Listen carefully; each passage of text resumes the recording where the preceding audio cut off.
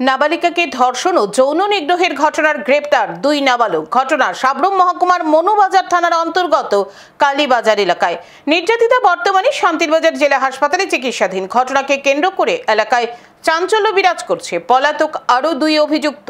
এক নাবালিকাকে ধর্ষণ ও যৌন নিগ্রহের ঘটনায় গ্রেপ্তার দুই নাবালক।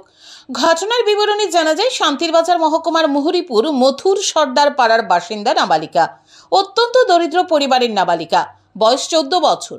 এক মাস পূর্বে সাবরুম মহকুমার মনুবাজার থানার অন্তর্গত কালীবাজার এলাকার বাসিন্দা সুকান্ত ত্রিপুরা ও সুপ্রিয়া ত্রিপুরা নাবালিকাকে তাদের বাড়িতে নিয়ে যায়।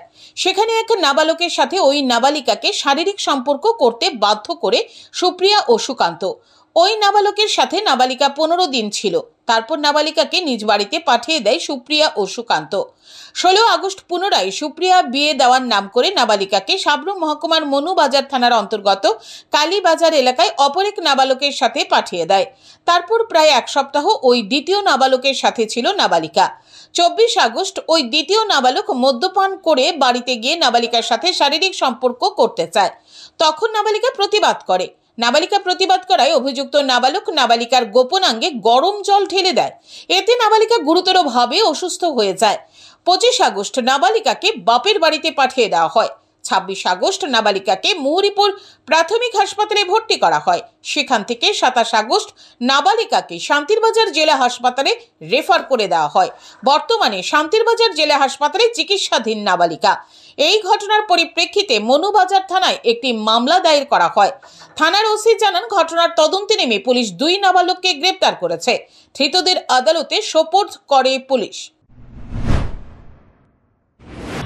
27/8/2024 ইংরেজিতে তাকে শান্তিরবাজার থানা শান্তিরবাজার হসপিটালে রেফার করা। বর্তমানে সে ওইখানে চিকিৎসাধীন আছে। আমরা তদন্তকালীন সময়ে মেইন যে অপরাধী দুটি ছেলে, ওদেরকে আমরা গ্রেপ্তার করতে পেরেছি। বাকি সুপ্রিয়া এবং সুকান্ত ত্রিপুরা এখন পলাতক আছে। আমরা অবিলম্বে ওদেরকেও গ্রেপ্তার করি। এই ঘটনার সাথে যুক্ত অপর দুই অভিযুক্ত সুপ্রিয়া ত্রিপুরা ও সুকান্ত ত্রিপুরা পলাতক। তাদেরকে গ্রেপ্তার করতে পারেনি পুলিশ। মনুবাজার থানার পুলিশ পলাতক দুই অভিযুক্তকে জালে তোলার প্রয়াস চালাচ্ছে। ঘটনাকে কেন্দ্র করে এলাকায় চাঞ্চল্য বিরাজ করছে। Bureau report, news today.